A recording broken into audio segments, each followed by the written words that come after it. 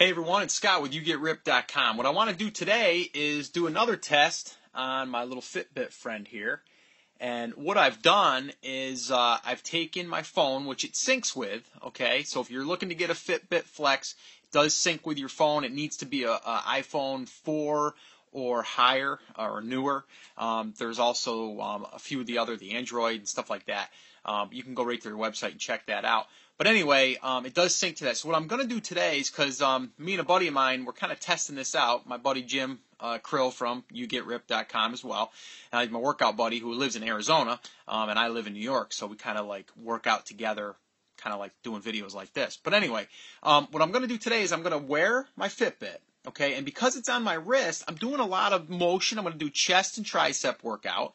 So I'm going to be doing a lot of that. Even on my warm-ups, if I'm back here going like this and I'm warming up my shoulders maybe or something like this, I'm sure that it's registering that. Now, if you're wearing a pedometer, it wouldn't be really registering that necessarily, because you'd have to be doing the up movement, down, up, and like this. Okay, but remember, and even Fitbit says this on their website, as long as you're moving, like me right now, as long as, like I'm talking, right?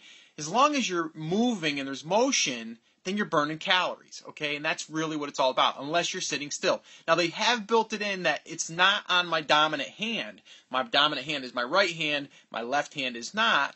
So if I'm drinking a cup of coffee or if I'm driving, whatever, it doesn't pick up on it. Now, you can also set it to the opposite hand. Let's say that you wanted to put it on your dominant hand, or not put it on your dominant hand, but basically say that you are, and then what it'll do is it'll be less sensitive, okay? Because if it's on your dominant hand, it's going to say, well, it's getting more motion or more movement, so let's not register it as easily.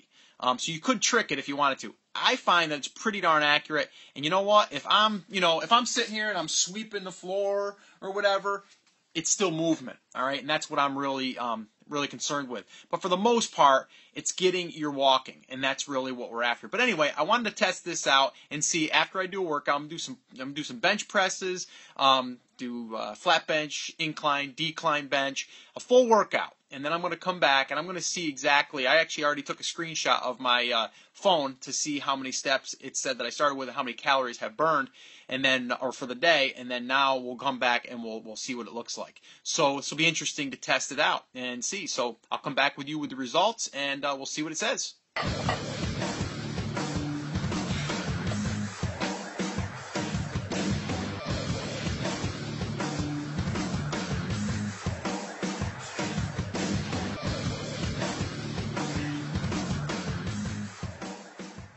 All right, I'm back. I finished up. I made it.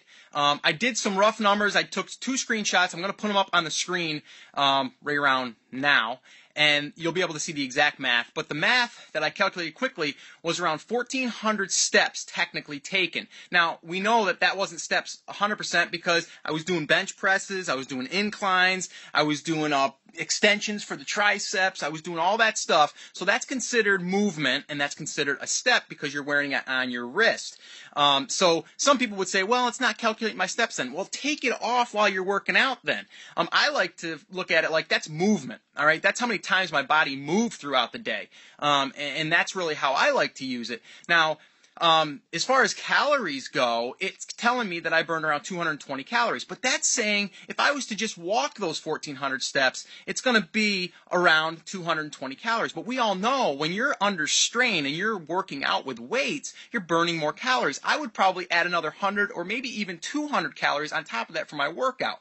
Now, again, if you don't want to calculate your movement so much while you're working out, take off the actual band itself. I personally just want to keep it on so I know how much movement I have, and it just gives me a rough idea how many times I actually made a movement that day.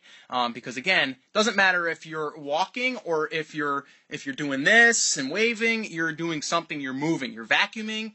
It doesn't really matter. You are moving. But like I said, if you want to know all your steps, then you're going to have to either get the hip one that goes on your hip, and that'll give you probably a little bit better, but also this here, like I said, it gives you movement. All right, so I'm just going to throw the screenshots up again real quick, show you the numbers. And again, this is Scott with YouGetRipped.com, and this was a test for the Fitbit Flex during a workout. All right, so if you want to subscribe to our channel, just go ahead and do so. You can get more videos like this, or if you want more information on the Fitbit, just go ahead and follow the link below in the comments box below.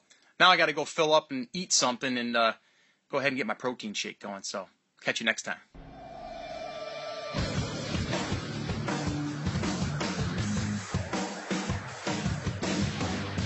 Now you get ripped.